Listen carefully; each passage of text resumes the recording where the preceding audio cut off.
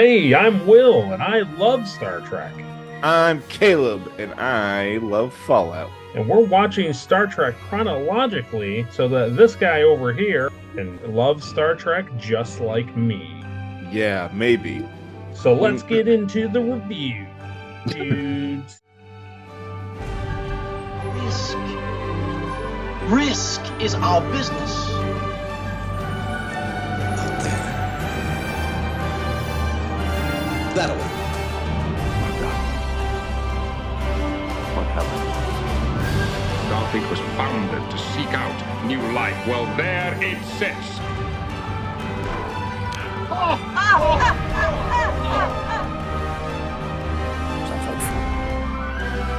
Rock and roll!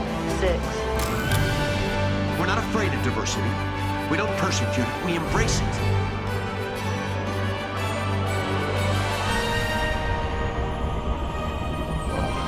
At least I won't die alone. Join our Federation of Planets. And reach for the stars. Those were the days. Program complete. Enter when ready. Welcome back to another Re-Trek review, where each week we talk about Star Trek, and this week we have moved on from the original series and now on to the animated series. Today we are covering the season premiere of Star Trek the Animated Series, Episode 1, Season 1. The episode is entitled Beyond the Farthest Star. It originally aired September 8th, 1973, exactly 7 years after the premiere of the original series. 7 years. 7 years. The episode was written by Samuel A. Peoples, who also wrote Where No Man Has Gone Before with Gary Mitchell. Oh, Also wrote that episode. Mitchell. Directed by Hal Sutherland. And the synopsis for Beyond the Farthest Star is the Enterprise finds a deserted starship orbiting a dead star.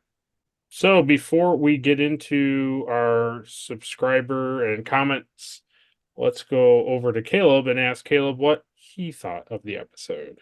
yeah. You know what's interesting is I kind of feel a little burnt out on season 3, and this kind of revitalized me a little bit.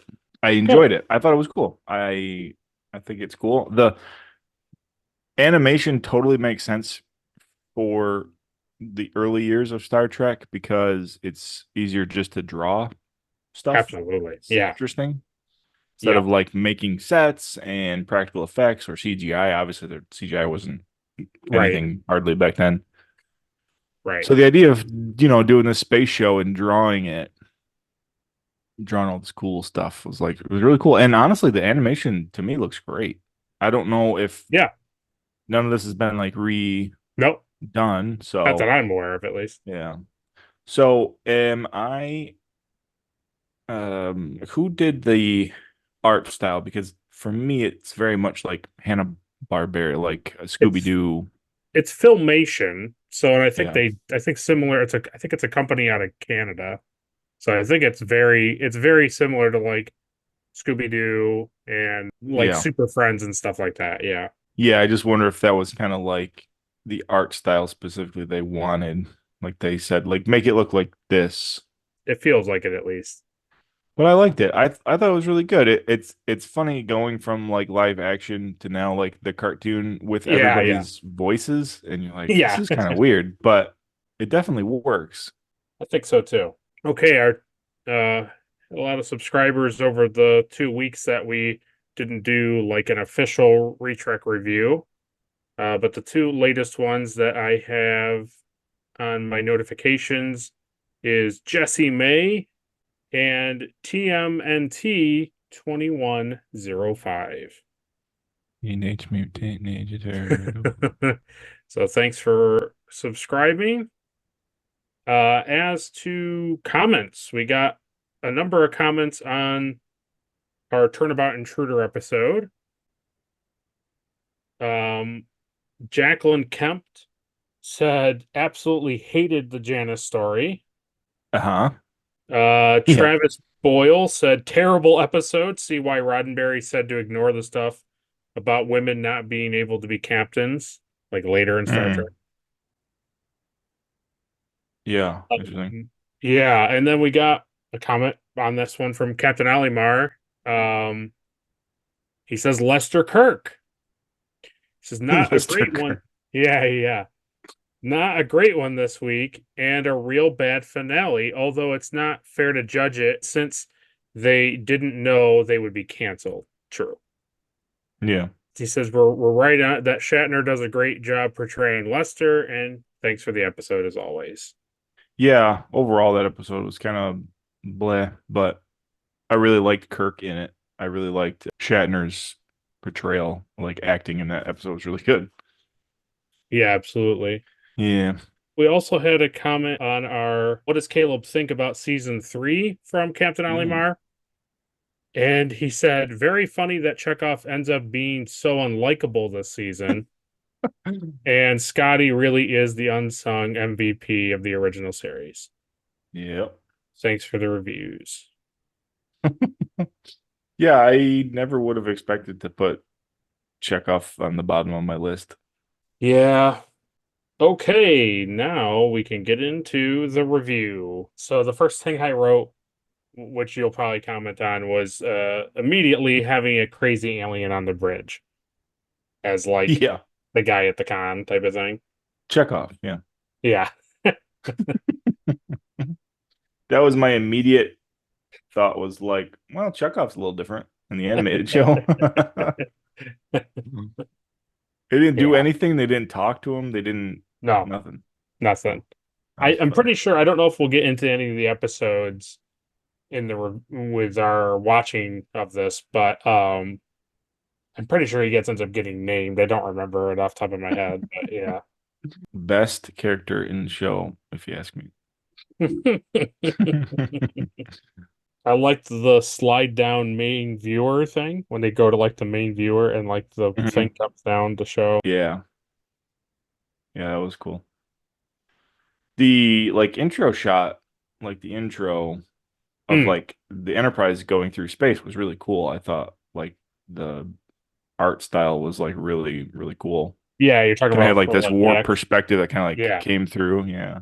The thing that made me laugh too was that the alien guy would change periodically to a red shirt guy because of animation. So he would just be, they would like cut to Kirk talking, and they'd cut to like him talking like Sulu at the con, and you'd have the alien guy next to him, and then they would cut back to do something. They cut back, and then it would just be a red shirt guy next to Sulu, and then they'd cut away, and then they'd come back, and it's that orange guy again. Yeah, I did notice that. There's another red shirt later in the episode that I noticed a little different look than in the show. Than we might have last seen. Yeah. Yeah. I thought you would find it pretty funny that Dr. McCoy just suddenly shows up on the bridge. Oh, yeah. It's almost like they knew like that was a thing he did. So they just were like, well, we got to have him just draw him in their scene. You know, it doesn't matter. It did make me laugh. He just was like immediately there. And he's like, Kirk, we can't be doing this stuff. This star's dead. I was like, and there's McCoy. There's McCoy. It's funny. Spock looks so much more Vulcan animated because like it's just the same drawn face in every scene. Not that Leonard Nimoy shows emotion, but it's just funny. Like he's just like looking in the thing, right? And he's just like, the planet reads absolute 0 on the screen. And it was just like, he's just talking, Leonard Nimoy's just talking to a microphone. Yeah, so like when you have that with just like the same drawn face with just moving the lips every once in a while. Yeah. I was like, man, that's pretty good. I mean, and the pupil like slightly moving when he looks over at something. Like, yeah. Even later on, there's that side shot of him. Yeah. And Kirk's like, hey, so don't use the computer to run the program. And he's just like, Yeah. Yes. Oh, because then the alien will know. Speaking of Spock, I enjoyed his like readout screen when he's before they beam over. He has like a thing and he's like looking down and like the graphic and like the schematics on this like white screen was pretty. I really enjoyed it. Yeah. I thought it was cool. He used his view thing more than Yes. usual. Yes. And then I thought the last thing before it went to commercial, the other thing I thought that you'd really enjoy was the life support belts. That was cool. Yeah. I was not expecting Yeah. those. Instead of like the electric razor spacesuits. Yeah. It was pretty cool. They just like activate the button Yeah. and just gives them like a little life shield, basically. It just gives them a Right. little personal shield, you know. I liked all the screens hmm that just kept blinking different. Yeah. They had like two different, you know. Definitely more animated and brought things to life. Yeah. Yeah. The animation for like the actual like beam down I thought was cool. Oh, yeah. So even though it's early in the review, this is the halfway section. So go down to the comments and let us know what you think and write life support belts. That's what we'd Yeah. like to see. Maybe I should make a life support belt. Maybe you should.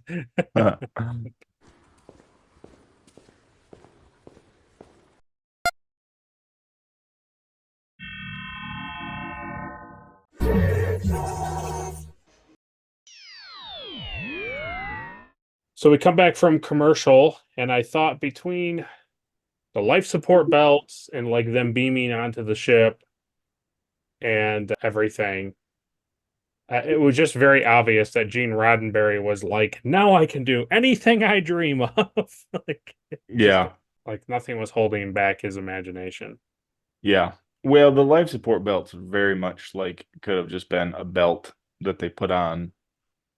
You didn't Oh, have to yeah. actually show like the force field, you know, But in to like show the live force action. field, right, would have been like, ugh, that would have Yeah. been a pain to. Well, constantly put on. if we were led to believe that this little mesh thing that went over your head and had like a very like not sealed around here, and that was they were breathing oxygen in and not being affected by outer space. Like if we believe that, then I would have believed that these belts also like gave them a force field. Like a transparent force Yeah. field that you can't see. Yeah. One scene it goes zoop, and then you don't see it again until we turn it off, right? Yeah. But yeah, we get like later in that in this scene in this section, we get Spock shooting like and it's an actual like phaser beam onto the door. I think a door or the computer or something. He like shoots it. I thought that was pretty cool. Yeah, that was cool. Yeah, he shoots the door right and it opens. Yeah. The design of the ship was cool. It's a really interesting design that clearly Roddenberry was like, okay, like he must have also not wanted, like we kind of poke fun at it, but he also must not have wanted, like it is a 4x4 room with few lights and a piece of furniture or a console, and it's an alien ship, and you're like, oh, amazing. It's like clearly he had no budget really for the show for what he wanted. So now in the animated series, he's like, it's crazy insect flower, like exposed to space, like ship. And it's just like, oh, okay. It was cool. It was really cool. It Especially reminds me of your insect type people in our RPG game. From the RPG, yeah. Yeah. Yeah, you can get away with a lot of stuff when it's either in the imagination or you don't like, go into a computer generator and like make this thing animate and look real. All right. Imagination. Yeah, exactly. And then I thought the funny thing that you would liked was green smoke taking over the ship and then cackling in the speaker system. Classic. Yeah. Classic. Jinkies. Oh man, Row Reggie. yeah. The insectoid guy, like captain, that was actually like made the message. Yeah. He was a cool design. I couldn't figure out at first what was going on when Yeah. like the door was getting overpowered, but also there was like just this giant face on the door, and I was like, oh, okay, so that's a screen. That's a screen. Oh, got it. And then he was like, "This is danger, danger." Yeah. The star was pulling us in. If you can see this and understand this, you're dead. It's Yeah, too he late. perfectly too. Was like, the only thing that it wants to do is, and then like blows up. I was like, oh Yeah. yeah, of course. Understanding this thing, you can't know it. This alien was very much like an Ultron Mm, being, where like how dangerous it would be because it would just integrate with like anything that has right. energy and power, and it would just consume and take over everything. Yeah. I liked when they beamed back on and they were like, "Oh my God, Captain, something beamed aboard with you." Oh yeah. It was like, why? How did you not? You didn't know that there was like five instead of. Nope. Mm-mm. Yeah, so that's the guy I was talking about. So Mr. Kyle. I don't remember him having a mustache. Do you? No. So in Strange New Worlds, he's like a young little boy who kind of looks like he has like Asian descent or something. Mm-hmm. And then in the regular series, he's like a middle-aged man. So he changes all the time. and now he's like probably Yeah. a slightly older man with a glorious mustache. He And he looks like sounds one of those like 1940s like early boxing guys, right? you, sir. Yeah, it was very funny. I was like, It I don't was. remember this guy. And I was like, that's not the same guy. But then they're like, oh, thanks, Kyle. And I was like, it is the same guy. And then Kirk like just completely pushes him out of the way too. Just blasts him out of the way. He's like, beam it off the ship. Beam And he it like off. slams him out of the way. Yeah, That was good. that was good. Okay, it's time for trivia. Oh, not again.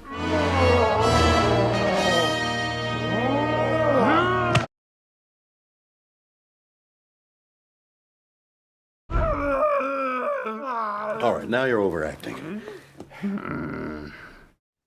That's cool. I thought you'd like that. Zoom, zoom, zoom. That is an uncanny McCoy. Yeah. Jim, the door. Jesus, Jim the door.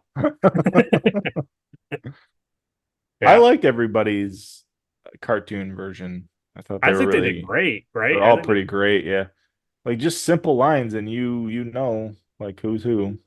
especially Kirk, because you think by, now he might, well, maybe not. I don't know. You just think like Shatner probably doesn't really want to do animated work, and then you listen to him, and he's so good at it. Yeah, He's like, oh no, I can't let it take the ship. Like when he's hurt and stuff, he like changes his voice, and yeah, he easily could have just been like, forget this. yeah. I could have just phoned it in. Right, exactly. And then just been Shatner's like, never phoned in anything a day in his life. probably not. So that wasn't trivia, but I figured you'd like to see it. So, trivia. This episode was penned by Samuel A. Peebles, who previously wrote the second Star Trek pilot, Where No Man Has Gone Before. He remembered that Dorothy Fontana called and said, Gene suggested that since you had done the pilot for the original series, maybe you'd like to do the pilot for the animated one. And that's what I did. As far as the inspiration for the story, I don't have the vaguest idea. It seems to me that I was trying to say that it would be interesting if there was a spaceship which was actually a living creature.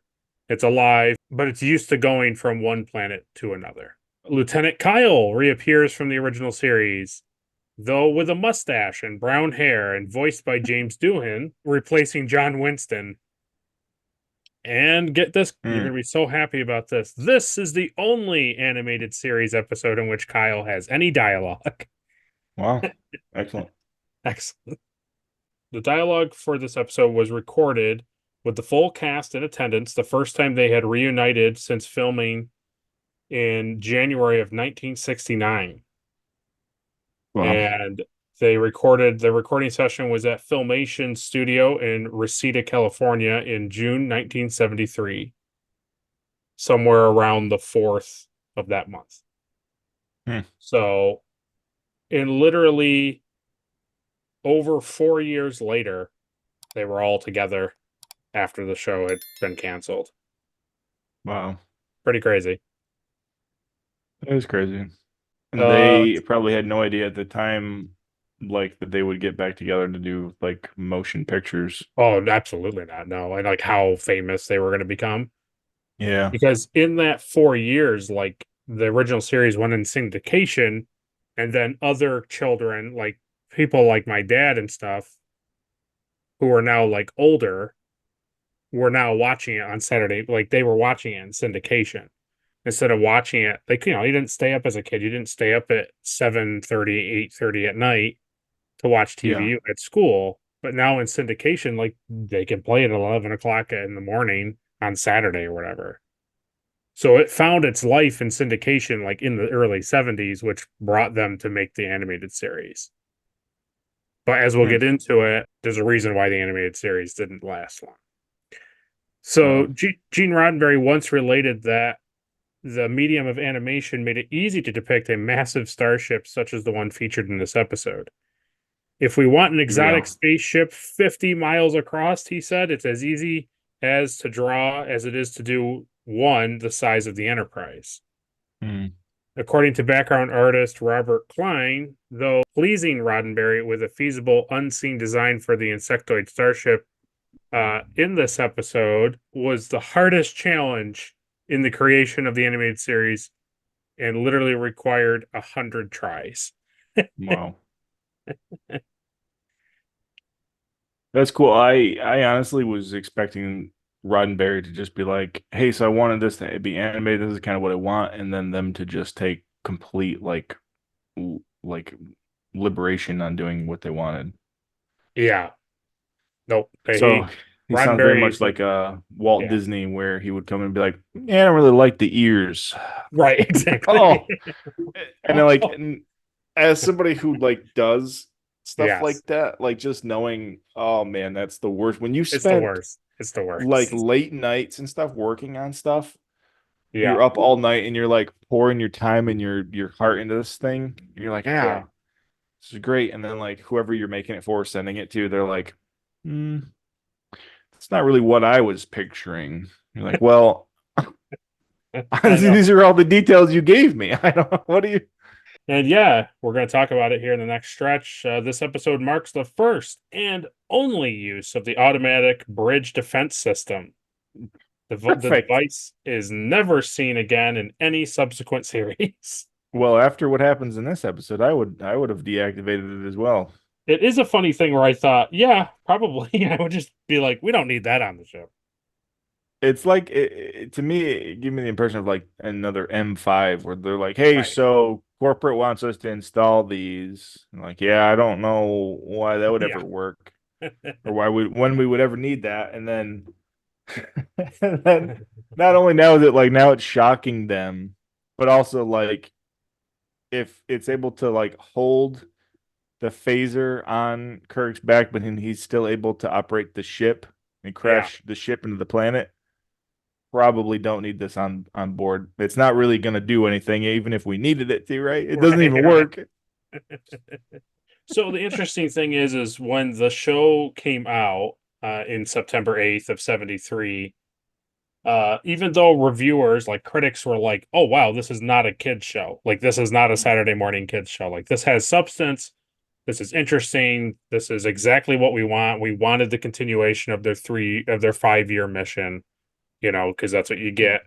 The first 3 seasons of the first 3 years. And now you're like, well, what happened to the last 2 years? Like, the show got canceled. Lame. And so this was offering the missing 2 years. And everybody was like, hooray. But when they broadcast the show got absolutely decimated in ratings because of what they were up against.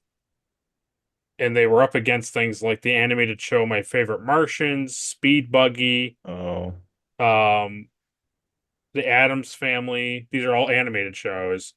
And like Super Oh. Friends and like Yogi's Gang, like a whole mess load of Okay. shows that like, when you're looking at little kids. This is also the era that like adults are not watching Correct. cartoons. Correct. So That's like our generation. right. And so because the kids are clearly watching like all the other things, Private Eye, They don't even all know what those Star stuff. Trek is. Why are they gonna watch? Right, exactly. You're going to be watching superheroes and Yogi Bear and like talking cars over like boring sci-fi Star Trek stuff that is written for an older audience. It's that like watching this episode, there were some silly things a couple times in it, but not really. Like most of it was just an animated version of an episode. Yeah, it wasn't Speed Racer. No. But they still did 2 seasons, so technically you get your 5 years. So can't complain too much. Yeah. And it's with the cast, so it's like that's even better. It's not like Yeah. randos came in and voiced people. Oh, that would have been terrible. Right, exactly. We wouldn't even be covering it, probably. Probably not. That was trivia. Then we come back and now, we talk about the automatic bridge defense system, and I was like, what a beautiful piece of machinery. That would have been helpful in any of the other episodes when things came onto the bridge. The disco ball that shoots lasers, Not interested. We get to see Chapel in the background in one of the shots when Saw McCoy's. that. That was cool. Yeah. There's the animation of them running when they run at the screen. Oh yeah. Yeah. Yeah. It's very famous. Yeah. It's a meme. It's a meme, but also like it's very notorious for the animated series. Like going forward, like anytime they have to hustle, they run like awkwardly, like at the screen. Yeah, because it has to show, movement and weight. Yeah. Well, it's the same thing too. Like if you've watched enough like Dragon Ball now to realize that like in the world of animation, stuff just gets like recut, like reshot. Oh yeah. So like them running towards the thing, that gets reused, and sometimes it gets like flipped. So like your brain doesn't immediately like, hey, that's the same shot, just reversed. Because like, why would you draw it again if it's you already drew it once, right? Like, don't. Right. And then I wrote two sayings down because I know that you like all the computer stuff. So the first one I wrote was, "You are correct, Captain Kirk." And then the second one I wrote was, "Obey me." Obey me. Yeah. Deactivate the shields, Captain Kirk. Obey me. Obey. Yeah, I thought you would enjoy all that. Yeah, like while he was getting shot in the back. Obey. Obey. Doesn't seem like I don't think he's really obeying. Doesn't seem like he's gonna do that. Yeah. So it's obvious that this is what Gene Roddenberry wanted, right? Like, why would you desire every episode to be like this? So they get the thing off of the planet, off of the ship, and they get it onto the planet. And they're like, "Oh," and Kirk's like, "Did we make it? Is it okay?" And Spock's like, "Yep, we did it. He's stuck to the planet." And then the comms are open, and it's like, "Please." Yeah, I know, right? Please, I'm so long. And I'm like, oh, that's terrible. That's awful. And then, hey, yeah, right. And you listen to it for such an extended period of time, right? Huh? And then Kirk's just like, all right, yeah, we're just gonna keep scanning space and look at cool things. Mission scanning things. Yeah. Yeah. And I literally wrote terrible pleadings, and Kirk and the gang are like, suck an egg, and just like, see you later. Well, that's what I've learned is even if you've been alone for 300,000 years, you can't be a dick. Because that's basically what it was. Is like, that's the okay, moral, dude. Like, maybe if you just would have like explained yourself, when you beam aboard, and you immediately jump right into the computer and start downloading all the information. Like, yeah, I don't really feel too bad. When you laugh maniacally, like you're doing something horrible. Like, oh, please don't leave me. Yeah, we're gonna leave you. We're definitely leaving you. If this was like Strange New Worlds, Pike would have been like, fire torpedoes, and just blown the star up. Just blow the star up. So nobody. If it was Strange New Worlds, he would have talked with it and made friends with it, and then figured something out for it. Yeah, these 2023, 24 writers definitely don't end episodes with being like, whatever, it's weird. Yeah, they would have had Ortega talk to it. Oh, it would have been fine. Well, speaking of Ortega, that ends the review. So before we conclude the episode, let's do the thing everybody wants.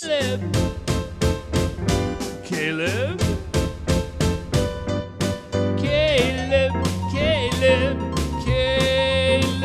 So, Caleb, who gets the Erica Ortegas Award for being the most unlikable? The alien. Well, the green smoke alien. Yeah, he's terrible. He's terrible. Hate him. Hate him. Disgusting. Who gets the Elizabeth Cutler Award for being most forgettable? Chekhov. I love it. Did they just not ask him to come back, like with the cast? Like what? I'm pretty sure he's in the show. I'm pretty sure he's there. Okay. Like, hey, we'd love to have everybody come back. We're gonna do an animated show. Let's see. We need Kirk, Uhura, Scotty, definitely. Bones, Spock, obviously gotta have Spock, and Sulu. I think that's it. Am I forgetting anybody? Oh, Chapel. All right, everybody will meet here on Monday. Yeah, right. New trophy alert. Uh-oh. What gets the Mugatu Award for being the best alien of the episode? Oh, wow. It's got to be Chekhov's replacement then. That's the only other. All right.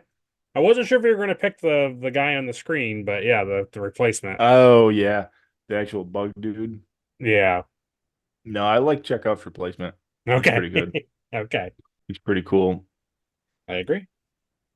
With his third arm in the middle of his torso. Yeah.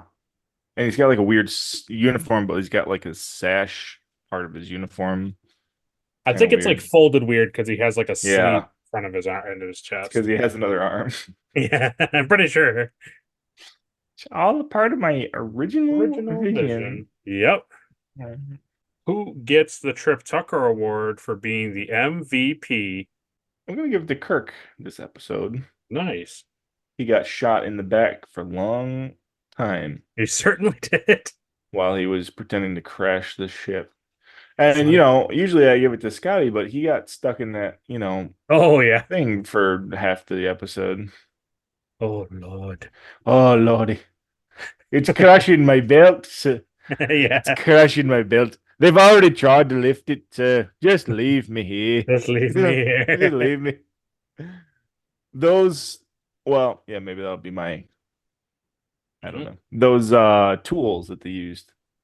Yeah. To, like, cut the things off. I don't remember ever seeing those before. Apparently they're in the naked time and they're used as something else, like a spectrum analysis thing, but like I don't know about that. What did he call it? He actually called them cutters. Yeah, they were like cutters. But I guess the same looking tool is used in the live action show, but it's a completely different thing. It's funny to me that their job is just like heating up and making hinges fall off. That's like all it does. That's it.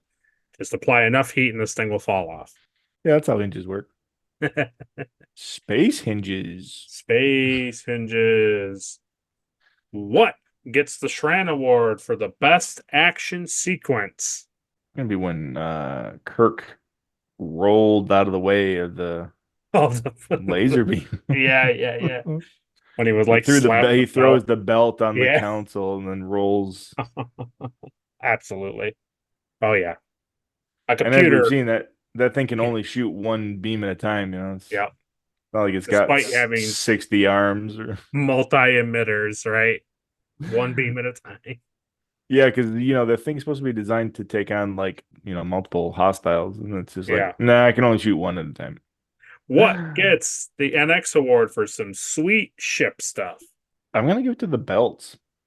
Yeah. Belts were pretty I cool. thought the belts were cool. Yeah. I think this series introduces some cool things. What gets the Porthos award and is the cheesiest thing of the episode? When McCoy just appears on the bridge is always annoying. Sure. Yeah. There's a part too where they're on the alien ship and they're Yeah. looking at stuff, and McCoy's like, "Oh, that doesn't make any sense." Oh And yeah. I was like, "Why?"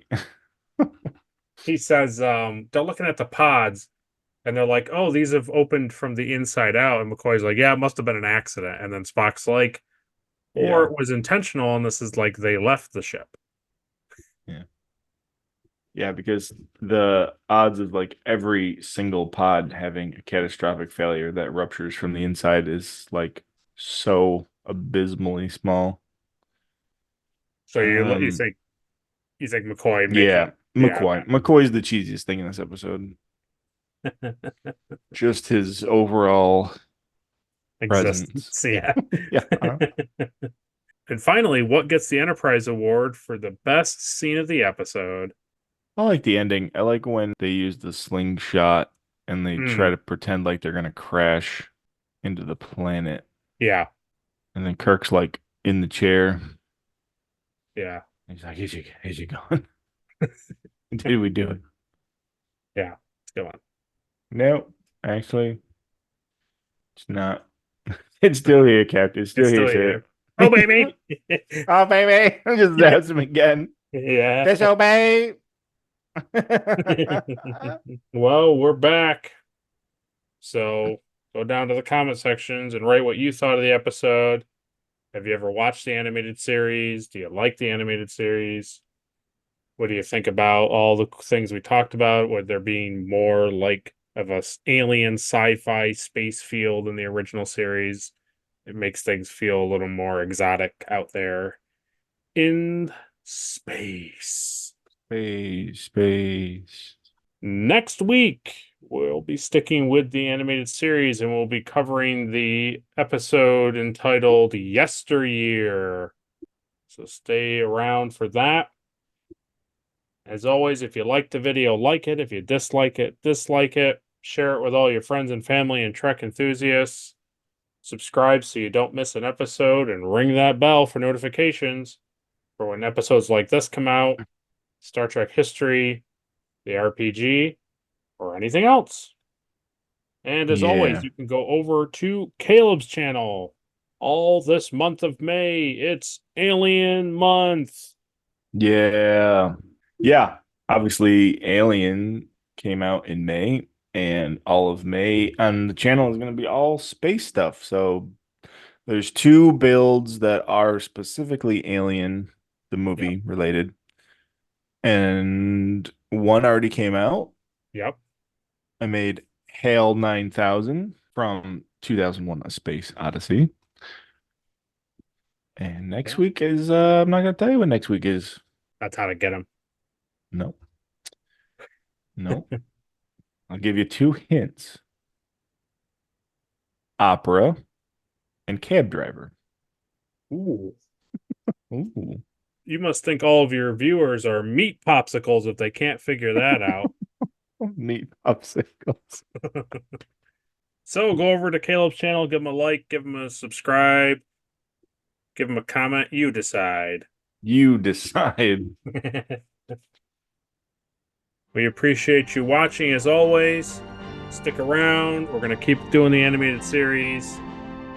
Then after we do a handful of these, we're not going to do all 22 episodes. Once we do a handful of these, we will be officially moving on to Star Trek: The Next Generation. Wow. Stick with us through the next couple months while we get through these. Then it's on to Picard. All right, everybody. Good.